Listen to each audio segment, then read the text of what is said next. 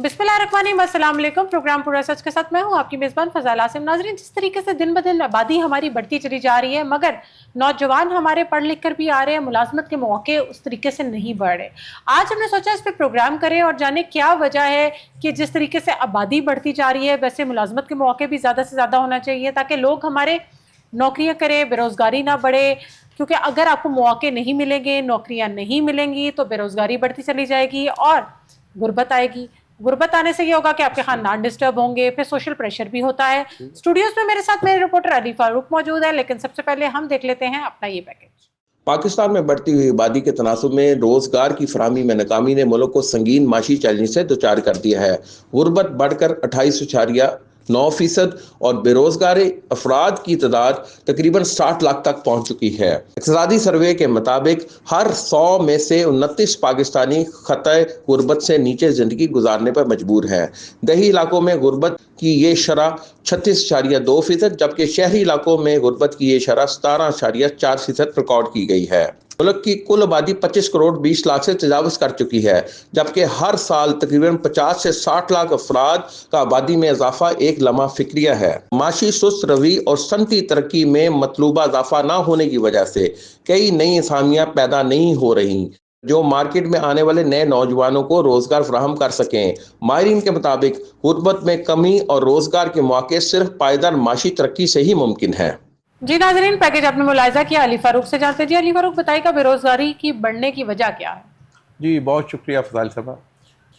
बेरोज़गारी की बढ़ने की सबसे अहम वजह यह है कि पाकिस्तान इकोनॉमिकली वो उस पोजीशन पे नहीं है। जीडीपी की जो पाकिस्तान की ग्रोथ है, जो लास्ट फाइनेंशियल ईयर था वह थी 3.7, जो कि बड़ी अलार्मिंग थी कि जीडीपी की ग्रोथ आपकी, और टारगेट रखा गया था 4.2 का। तो जो मायरे मैशियत हैं वो यही कहते हैं कि जब जीडीपी की ग्रोथ कम से कम 6 से प्लस होगी तो आप अपनी आबादी को रोज़गार फराहम करने की पोजीशन में होंगे। पाकिस्तान आबादी के लिहाज से इस टाइम 5वां बड़ा मुल्क बन चुका है पूरी दुनिया में, और हमारी आबादी जो सालाना इसमें 50 से 60 लाख अफराद का इसमें इजाफा हो रहा है, जो कि बड़ी अलार्मिंग चीज़ है। इसके मुकाबले में जो हमारी मईशत है, जिसको आप कह सकते हैं कि हमारी जीडीपी की ग्रोथ है, वो जैसा कि मैंने आपको बताया है कि 3.7, ये बहुत बड़ा क्वेश्चन मार्क आयद होता है कि 3.7 जीडीपी की ग्रोथ में आप रोज़गार के मौके कैसे फराहम कर सकेंगे।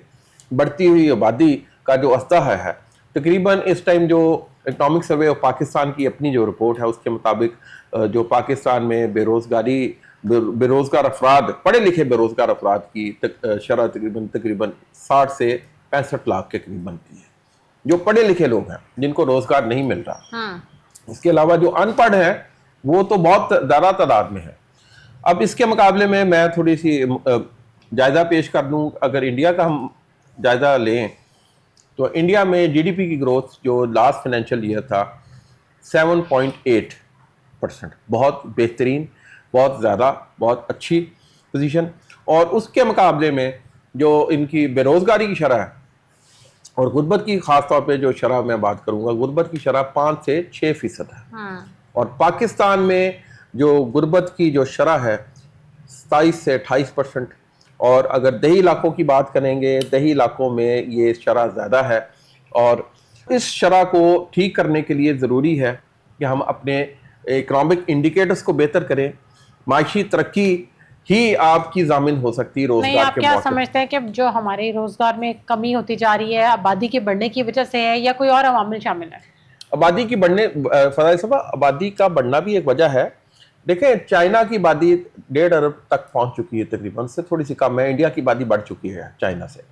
उन्होंने अपनी आबादी को यूटिलाइज किया है इन पॉजिटिव, यानी इकोनॉमिक एक्टिविटीज में लेकर आए उनको, यानी कि हब बन चुका है, इकोनॉमिक हब पूरी दुनिया में चाइना।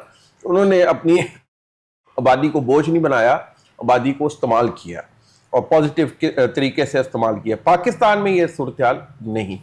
पाकिस्तान में सड़कों की सफाई सुथराई, पढ़ा लिखा पंजाब ये दिखाया जाता है। रोजगार किधर है?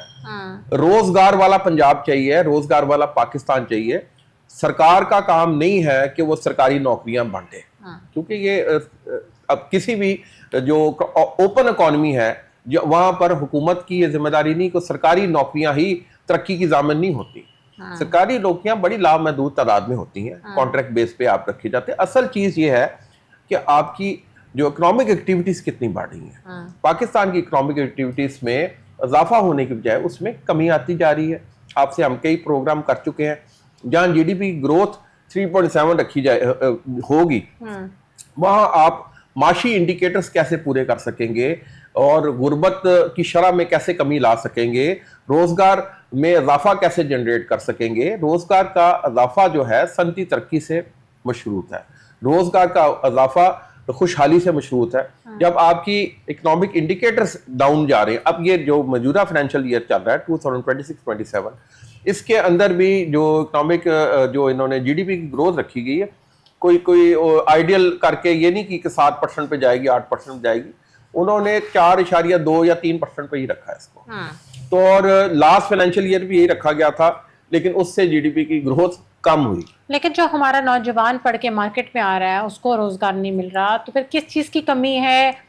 ठीक है, सीट्स उतनी नहीं है, लेकिन जो सीट्स हैं उस पर भी उनको नौकरियां नहीं दी जा रही, तो हमारे स्किल की कमी है, एजुकेशन की कमी है, क्या वो कंसर्न उनको नौकरियां नहीं मिल रही? किस तरीके से इसको मैनेज कर सकते हैं? स्किल की कोई कमी नहीं है, हाँ। और पढ़े लिखे नौजवानों की कोई कमी नहीं है, मौकों की कमी है। एक सरकारी नौकरी भी हो, आप बल्कि सरकारी नौकरी छोड़ें, आप प्राइवेट सेक्टर में अगर आप कोई किसी एक ऐड दे दें 2-3 असामियों के हवाले से, फजाइल साहब हजारों लोग उसके लिए अप्लाई करते हैं। ये वो शॉर्टलिस्ट किए जाएंगे, तो फिर शॉर्टलिस्ट करके भी मैं जनरल आपको बता रहा हूँ कि वो जो जब हजारों लोग आपको 1 या 2 सीटों के लिए अप्लाई करेंगे, तो आप अंदाजा वहां से लगा सकती हैं कि कितनी बेरोजगारी है। होना तो ये चाहिए 1-2 सीटों के लिए 10, 15, 20 लोग अप्लाई कर दें, उसमें से आप देख लें क्या, जब इतनी तादाद में। अब इसी तरह रेलवेज की पिछले साल फाइनेंशियल ईयर में पुलिस के महकमे में और उसमें कोई कॉन्ट्रैक्ट बेस पर नौकरियों का इश्तिहार FIA में भी आए, FIA में आए, तो हजारों बड़ी तादाद में लोगों ने उसमें अप्लाई किया। और मजे की बात यह है कि जी इंतजामिया मुबैना तौर पर यानी पहले ही डिसाइड कर लेती कि हमने किन किन को रखना है, ये फॉर्मेलिटी पूरी करने के लिए ये काम कर दिया जाता है। और इसी तरह अगर हम फैक्ट्रियों की बात करें, ठीक है ये इंडिकेटर्स नहीं है कि आप सरकारी जॉब्स देंगे, सरकारी जॉब्स देना इंडिकेटर्स नहीं, माहौल फराहम करना नौकरियों के लिए, तो नए मौके पैदा करने के लिए कौन से शोबों में इनको मुतवज्जो होना चाहिए? देखिए जी, सबसे बड़ी तो आपकी सनती तरक्की आपकी बढ़नी चाहिए, आपकी इंडस्ट्रियल रेवोल्यूशन आपके अंदर आना चाहिए। आपके पाकिस्तान के अंदर से बहुत सा सरमाया निकला और बहुत सा सरमाया दुबई शिफ्ट हुआ, दुबई से हांगकांग आ गया या बाकी ममालिक में गया, चला गया, मलेशिया चला गया, बिल्कुल सिंगापुर मलेशिया चला गया, वहां से शिफ्ट हुआ। बेसिकली तो गया था यार दुबई। दुबई के मामला जब दुबई जरा क्लोजेस्ट है तो उनको कन्वीनियंट लगता है। हाँ जी, जब दुबई के मामला बिगड़े माशी तौर पर, ये जो जंग की वजह से अभी भी जंग जदल के बादल छाए हुए हैं मिडिल ईस्ट में, तो उसके बाद यही सरमाया दूसरे ममालिक गया, पाकिस्तान वापस नहीं आया। पाकिस्तान वापस कैसे आएगा जहां आपने इतनी ज्यादा सख्तियां की हैं, टैक्सेस की शरह, बिल्कुल आप यही बात करने लगा, टैक्सेस की शरह में इजाफा, और जो आपने बजट में टैक्स कलेक्शन का टारगेट रखा हुआ है वो 17,000 अरब से भी ज्यादा कर रखी है। वो आपने कहां से वसूल करना है? इन्हीं जो कुछ बची खुची इंडस्ट्रियां हैं इनसे वसूल करने का प्लान बनाया। और मैं आपको बता दूं कि मौजूदा खुदा न खास्ता ये मौजूदा फाइनेंशियल ईयर में मजीद सनतें बंद होने का खदशा है। मौजूदा फाइनेंशियल ईयर में जो इंडस्ट्री मजीद पाकिस्तान से बाहर जा सकती है, सरमायाकार अपनी फैक्ट्रियां बंद कर सकते हैं। इन हालात में, इन सख्त तरीन हालात में जहां आप 50 से 60% टैक्स आप वसूल कर रहे होंगे, वहां आप क्या लोगों को रोजगार देंगे और क्या आप इकोनॉमिक एक्टिविटीज को बढ़ा सकेंगे? बिल्कुल तो हालात तो फिर फ्यूचर में बुरे ही नजर आ रहे हैं, कोई बेहतरी की तरफ जाते हुए नजर नहीं आएंगे। कहा जाता है आईएमएफ के प्रोग्राम में बिल्कुल आप हैं, गुज़श्ता 5 सालों से है। क्या आईएमएफ के प्रोग्राम में रहते हुए हमने अपनी गुर्बत की शरह में कमी लाए हैं? नहीं। हम बेरोजगारी की शरह में कमी लाए हैं? नहीं। क्यों? कि आईएमएफ के प्रोग्राम में आप रहते हैं और ये उनकी पॉलिसियों पर इम्प्लीमेंटेशन आप कर रहे हैं। आईएमएफ ने कहा जी आप फलां जगह से टारगेट इकट्ठा करें। आईएमएफ ने ये भी कहा है कि आप टैक्स रेशियो को बढ़ाने की बजाय उसको यानी कि ज़्यादा टैक्स लोगों को लेकर आए ताकि ज़्यादा लोग फाइलर बने और टैक्स दें। लेकिन अली हमारे फारूक, जो भी बजट भी पेश हुआ है, बजट के बाद भी कोई हुकूमत ने बेरोजगारी के हवाले से कोई हिकमत अली बनाने की सोचा है, कुछ ऐसी प्लानिंग या कोई ऐसे इकदाम कर रहे हैं? फजाइल साहब, सबसे बड़ी इंडिकेशन ही जैसे कि जीडीपी की ग्रोथ मैंने बताई है आपको, उसमें उन्होंने जो IMF ने भी और जो इन्होंने बजट में भी वजाहत कर दी है कि जीडीपी की ग्रोथ कोई आइडियल होने की कोई इम्कान नहीं है।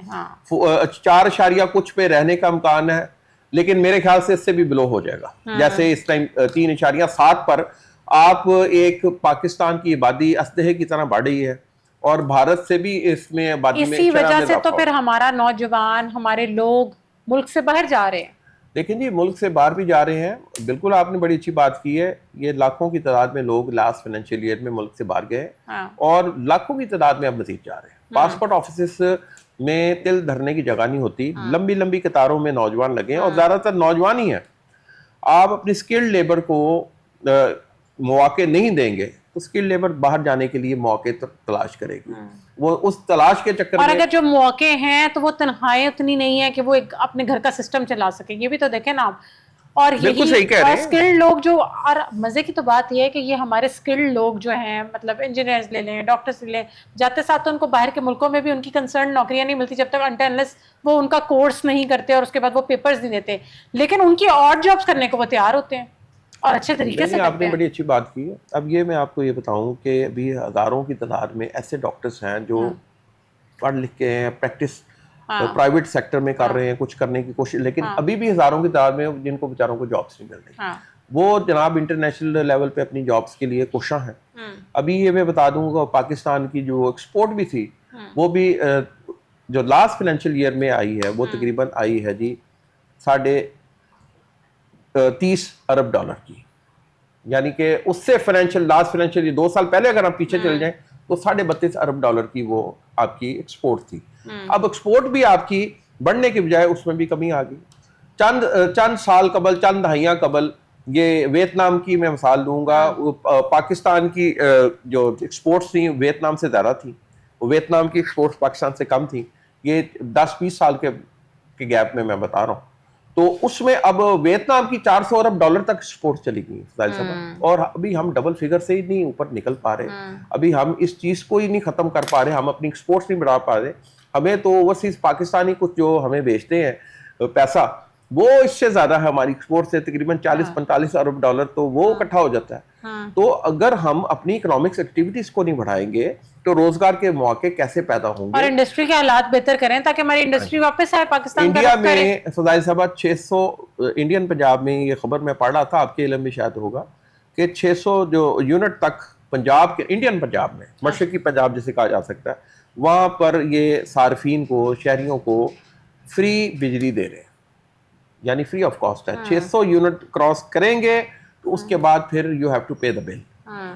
पाकिस्तान में, लेकिन पाकिस्तान में तो अभी प्रोटेक्टेड और नॉन प्रोटेक्टेड सार्फिन के चक्रों में पाकिस्तान में प्रोटेक्टेड नॉन प्रोटेक्टेड में फंसाया हुआ है गरीब सार्फिन को, और उसकी मजीद तशरीह करने जा रहे हैं कि जी हमने प्रोटेक्टेड को भी मजीद खत्म करना है क्योंकि तादाद बढ़ गई है। भाई तादाद बढ़ गई, गुर्बत की, तभी लोग प्रोटेक्टेड में आ रहे हैं, उनके मामला हल नहीं हो रहे। इसी तरह बाकी मसाइल देख लें, इन्फ्लेशन रेट देख लें, आप किधर से किधर पहुंच चुकी है और आवाम बेचारी परेशान है, वो समझ ही नहीं पा रही हो क्या है। और ये इनके प्रोटोकॉल्स और इनके मामला खत्म नहीं होते, ये सब अच्छा की गर्दारते हैं और पढ़ा लिखा ये IMF का ही बजट पेश करते हैं। और इन हालात में पाकिस्तान का 2027 सितंबर में निकल जाना IMF के प्रोग्राम से एक मौजज़ा ही मैं समझूंगा। और मुझे कोई हालात नजर नहीं आ रहे कि मैं लोगों को क्या दिखाऊं और क्या बताऊं कि एक हमारी जो आबादी है, तकरीबन स्विट्जरलैंड की 50-60 लाख आबादी है, हर साल हम एक नया स्विट्जरलैंड बना रहे हैं अपने मुल्क के अंदर, एक नया शहर, कंजस्टेड शहर बना रहे हैं। और उस शहर के लिए, उस आबादी के लिए इनके पास रोजगार के मौके नहीं है, रोजगार है नहीं, गुर्बत की शरह में इजाफा, फिर ये फकीरों के लिए जो फुकरा हैं उनकी तादाद में इजाफा। जगह जगह आप सड़क पे खड़े हो जाएं किसी चौक पर, वहां आपको जगह जगह मांगने वाले गैंग भी मिलेंगे। तो गैंग में वो बंदे क्यों शामिल हो रहे हैं कि उनको रोजगार ही नहीं मिल रहा। बड़े पढ़े लिखे लोग मैंने देखे हैं कि जो ऑनलाइन गेम्स में, फ्रॉड्स में, स्कैम्स में हमारे पढ़ा लिखा तबका क्यों शामिल हो रहा है? मौके इसी में शामिल हो रहा है कि आपका पार्सल आ गया, सोशल प्रेशर भी है आपके पास, सोशल प्रेशर है और जराइम की शरह में इजाफा हो रहा है। और ये डाकुओं डकैतियों में, स्नैचर्स में, इसमें इजाफा होता जा रहा है, फकीरों में इजाफा हो रहा है। ये ईद के दिनों में जी फकीरों के खिलाफ एक्शन करेंगे भाई आप। पिछले दिनों आपने भी देखा होगा सोशल मीडिया पे एक वायरल वीडियो थी जिसमें एक सुथरा पंजाब में एक पढ़ा लिखा नौजवान झाड़ू लगा रहा था, अंदाजा बिल्कुल आप सही कह रही हैं। उसने कहा कि उसको नौकरी नहीं मिल रही थी तो उसने कहा चलो कुछ तो आ रहा है ना, इसी में लग जाऊं। बिल्कुल से फजाइल साहब, ये सड़कें साफ करना, सड़कें बनाना और सफाई सुथराई ये खुशहाली की जामन नहीं होती। खुशहाली की जामन उस वक्त है जब आपका पढ़ा लिखा नौजवान रोजगार में होगा और महंगाई की शरह कम होगी और लोगों के पास कुव्वत खरीद होगी, वो चीज़ें परचेज कर सकेंगे। लेकिन आप देखें बाज़ारों में जगह जगह आपको मांगने वालों की तादाद बढ़ती जा रही है और इस टाइम देने वालों की तादाद को पर क्वेश्चन मार्क पड़ता है कि हुकूमत क्या इसमें पॉलिसियाँ लाना चाह रही है। हुकूमत की जिम्मेदारी, वज़ीर ख़जाना से मेरी बात हुई मियाँ मुश्तबा साहब से, मैंने कहा जी रोज़गार का नहीं, वो हम सरकारी नौकरियां देना हमारी जिम्मेदारी नहीं। मैंने फिर उनको कहा, मैंने कहा सरकारी नौकरियां ना दें आप, मौके तो फराम करें। सरकारी नौकरियां तो वैसे भी नहीं मिलनी, अब जो भी नौकरी होगी वो कॉन्ट्रैक्ट बेसिस पे मिलती है, सरकारी नौकरियां कहाँ रह गई? यहाँ सनतकारों को आप दस्तों गिरेबान हो रहे हैं, मुख्तलिफ जो महकमे वो भी उनके खिलाफ कार्रवाई कर रहे हैं। आप मुशावरत करके पॉलिसियां बनाएं तो कोई वजह नहीं, पाकिस्तान की सनती तरक्की भी बढ़ेगी, पाकिस्तान में रोजगार के मौके भी आएंगे। अगर ऐसा नहीं होगा तो रोजगार के मौके नहीं देंगे तो लोग बाहर जाएंगे, खुदकुशियों पे मजबूर होंगे जो बाहर नहीं जा सकेंगे। देखिए हर बंदा तो बाहर जाने की भी इस्तात नहीं रखता, हर बंदा बाहर जाने, उसमें भी फ्रॉड हो रहे हैं, स्कैम्स हो रहे हैं। नौकरियों के झांसा दे के उसको कह दिया जाता है जी आपकी हम नौकरी दिलवाते हैं, तो बताया कुछ जाता है। औरतों बेचारों को मिसयूज कर लिया जाता है, जिस तरीके से उनको गलत नौकरियों का कह के ले जाते हैं बाहर के, उनको वर्गला के यानी उनको सब्ज़ बाग दिखा के जो खवातीन को भी से भी फ्रॉड किया जाता है। और कुछ इसके अलावा भी फ्रॉड है कि जी कि आपको बाहर भिजवाते हैं, इतने लाख आप दे देंगे। आप तो वो बेचारे जो अफोर्ड नहीं कर सकते, उन्होंने कर्जा लिया होता है, वो उसमें डूब जाते हैं। स्कैम्स आते रहे और मैं आपको बताऊं एक स्कैम आया चंद साल पहले कि किसी ने लंदन में टीवी चैनल बनाने के लिए लाहौर के और बड़े बड़े जो नामी ग्रामी अखबारात में इश्तिहार दे दिए। इश्तिहार दे दिए, उसमें हजारों लोगों ने, सैकड़ों लोगों ने अप्लाई कर दिया जी लंदन में पाकिस्तान का चैनल खुलने जा रहा है, अट्रैक्शन होगी। उन्होंने अपने पासपोर्ट भी दे दिए, 7 लाखों रुपया भी दे दिया उधर, इन्फॉर्मेशन भी लीक कर दी। मतलब सारा फेक, लोगों के साथ फ्रॉड हो गया। तो कोई चैनल नहीं आ रहा था, कुछ नहीं आ रहा था। ये हमारे नौजवान और पाकिस्तान के लोग मासूम भी हैं इस मामले में और इस मासूमियत का फायदा उठाते हुए लूट मार का बाजार भी गर्म है। लेकिन अब मासूमियत का दौर नहीं रह गया, लोगों को थोड़ा सा होश भी करना चाहिए और एक्टिव भी होना चाहिए कि मतलब इस तरह का नहीं होता। देखिए आप की पॉलिसियां जब आपके साथ नहीं चलेंगी, गलत पॉलिसियां बनाएंगे तो कारोबार भी बंद होगा, लोग फैक्ट्रियां बंद करेंगे और यही पोजीशन इस टाइम बनती जा रही है। मैं आपको बताऊं अभी एप्टमा की एक साथी मेंबर हैं, all Pakistan textile mills association, जो टेक्सटाइल सेक्टर से इनका ताल्लुक है।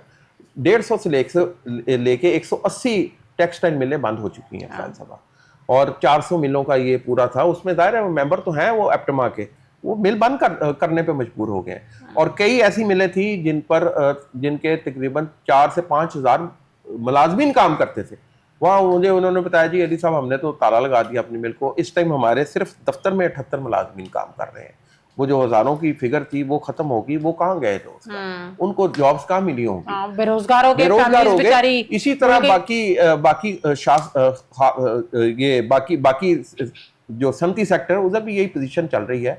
जब तक हम इसकी रोजगार के मौके फराहम करने के लिए माहौल दोस्त यानी कि कारोबार दोस्त पॉलिसियां नहीं बनाएंगे, ताजर दोस्त पॉलिसियां नहीं बनाएंगे और मुशावरत से पॉलिसियां बनाई जाए। बहुत टैलेंट है फजाइल साहब, बहुत ज्यादा पाकिस्तान में टैलेंट मौजूद है, लेकिन सिर्फ टैलेंट है और बहुत ज्यादा ब्रेनी मौजूद है, अगर उसको पॉजिटिविटी पे लेके जाएं, उसको सिर्फ शाइन करने की जरूरत है। मौके अगर उनको फराहम कर दिए जाएंगे तो पाकिस्तान की कोई वजह नहीं कि पाकिस्तान की ये बढ़ती हुई आबादी रहमत की बजाय रहमत बन जाए, पाकिस्तान के लिए सहूलियात फराहम की जाए।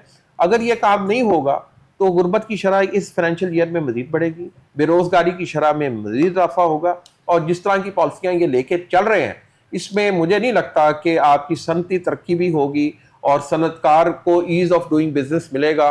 कॉस्ट ऑफ डूइंग बिजनेस जब आपका सबसे और नौजवान हमारा आप देखें ना गलत ट्रैक पे जा रहा है, क्योंकि रोजगार नहीं है, सोशल प्रेशर भी है, पढ़े लिखे भी हैं और फिर उनको उनकी कंसर्न जॉब्स भी ना मिले, तभी तो लोग मर भी रहे हैं, खुदकुशियां कर रहे हैं। ये सब कुछ आपके सामने ही तो हुआ देखिए, है। अगर इंडिया में जीडीपी की ग्रोथ 7.8% रही है लास्ट फाइनेंशियल ईयर में, तो उसकी वजह तो यही होगी कि उन्होंने सनती पॉलिसियां ऐसी बनाई जो स्टेक होल्डर से मिलके बनाई, और वहां शरह सूद जो है, इंटरेस्ट रेशियो सिंगल डिजिट पे है। वहां बिजली का जो रेट है जो सिंगल डिजिट पे आता है, सिंगल सेंट पे आता है। तकरीबन पाकिस्तान की 12.5% पे खड़ी है, 13% पे है। डबल फिगर पे आप बिजली दे रहे हैं, वो सिंगल डिजिट पे आपको बिजली दे रहे हैं। सिंगल डिजिट पे शरह सूद है, ईज ऑफ डूइंग बिजनेस है, टैक्सेस की रेशियो कम है। तो सनती तरक्की खुद हो रही है, और दूसरा रोजगार में इजाफा हो रहा है, खुशहाली भी आ रही है, और गुर्बत की शरह में कमी है। देखें, अभी भी कहा जाता था कि इंडिया में बहुत गुर्बत है। देखें, उन्होंने उसकी शरह में कमी लेकर आए, क्योंकि जीडीपी की ग्रोथ फ्लक्चुएट करती है, इंडिया में डेवलपमेंट भी बहुत ज्यादा हो रही है। बिल्कुल, गुर्बत की और आपकी रोजगार की शरह से फ्लक्चुएट करती है जीडीपी की ग्रोथ। वो उन्होंने 7.8 पे उन्होंने मेंटेन रखी हुई है। आपकी जा ही नहीं रही। आप 5 सालों में आप चार से ऊपर नहीं गए। 5 साल हो गए आईएमएफ के प्रोग्राम में, किसी एक फाइनेंशियल ईयर भी 5 को इन्होंने टच नहीं किया। क्यों नहीं टच कर सके? क्योंकि पॉलिसियां, जब आप कॉस्ट ऑफ डूइंग बिजनेस इतना बढ़ा देंगे तो रोजगार क्या चलेगा? तो वो क्या कॉस्ट, महंगी कॉस्ट भी आप बिजली चीजें आप ले, आपकी मुकामी मार्केट में नहीं बिकेंगी। आज भी आप मार्केटों में जाएंगे जो चाइना की सस्ती चीज होगी, पाकिस्तान की लोकल की निस्बत वो सस्ती होगी, वो आप उसकी तरफ जाएंगे कि हमें सस्ती चीज मिल रही है। चाइना सेल मेले पे आप चले जाएं, वो लोकल जो चीज तो आप उसमें चले जाएं, 5-10 हजार रुपए से कम की शॉपिंग करके आप निकलते ही नहीं है। बिल्कुल, उनका कैसा बिजनेस का गेम है। उसमें चीजें सस्ती हैं। चाइना की जो इंपोर्ट कर रहे हैं आप चीजें, वो आप चाइना से इंपोर्ट कर रहे हैं, वो सस्ती पड़ रही हैं। क्योंकि जनाब वो चीजें, कॉस्ट ऑफ डूइंग बिजनेस उन्होंने बहुत उसको नॉर्मल रखा हुआ है। जितने आपके चाइनीज स्टोर्स हैं, डॉलर स्टोर्स हैं, 1 पाउंड स्टोर्स हैं, जी। वो आवाम को सस्ते लगते हैं। जब आप उनका रेट देखते हैं तो कंपैरेटिवली मार्केट से वो आपको सस्ते लगते हैं, तो आप शॉपिंग करते हैं। सिर्फ शूज पॉलिश करने वाली जो पॉलिश जो वो है, लिबिया है, जो लोकल है फजाइल साहबा, वो महंगी है, 600 रुपए की, 700 रुपए की। मैं छोटी सी मिसाल दे रहा हूँ। चाइना की अगर आप लेंगे, वो आपको 150 या 200 रुपए की मिल जाएगी। उधर ही पड़ी। तो वो पाकिस्तान की चीज क्यों लेंगे? वो पाकिस्तान की चीज उसकी किस तरह लेंगे? जब कॉस्ट ऑफ डूइंग बिजनेस बढ़ जाएगा तो आपकी जो लोकल प्रोडक्शन में भी कमी आएगी, डिमांड में कमी आ जाएगी। महंगी चीज तो कोई भी नहीं लेगा। इसी तरह आप एक्सपोर्ट क्या करेंगे? आप पाकिस्तान का ये ज्यादा शरह सूद एक्सपोर्ट नहीं कर सकते। आप पाकिस्तान में इसके अलावा जो बिजली का रेट जो वो एक्सपोर्ट नहीं कर सकते। जहां इंटरनेशनल कंज्यूमर को सस्ती चीज मिलेगी, वो वहां से आपसे वो खरीदेगा। पाकिस्तान से सस्ती चीज अगर नहीं मिलेगी तो वो आपकी एक्सपोर्ट्स कैसे बढ़ेंगी? तो बैरूनी सरमायाकारी को बढ़ाने के लिए भी कुछ सोच रहे हैं? अच्छा सवाल है जी आपका। बैरूनी सरमायाकारी को बढ़ाने के लिए सोचना उस वक्त है जब यहाँ आप ईज ऑफ डूइंग बिजनेस देंगे, जहाँ आपका जो लोकल मैन्युफैक्चरर है, लोकल जो आपका सरमायाकार है, वो मुश्किलात का शिकार है। और जिस सरमायाकार ने पाकिस्तान में सरमायाकारी करनी है, सबसे पहले तो उसने देखना है कि पाकिस्तान का सरमायाकार बाहर क्यों जा रहा है। और पाकिस्तान में उसने 3-4 चीजें देखनी, शरह सूद क्या है, और बिजली का रेट क्या है, 3-4 चीजें देखेंगे। उसके बाद फिर उसने कहा जी हम यहाँ इन्वेस्टमेंट क्या करेंगे, फ्री इकोनॉमिक जोन्स में जाएंगे। बस जितना ज्यादा से ज्यादा आवाम को फैसिलिटेट करें ताकि फिर चीजें बेहतरी लाई जा सके। इस चीज को बेहतर कर सकेंगे तो आपकी शरह तरक्की में, जीडीपी की ग्रोथ में इजाफा आपके लिए बहुत जरूरी है, जब आपने रोजगार लोगों को देना है। Ali Farooq, thank you so much for your time.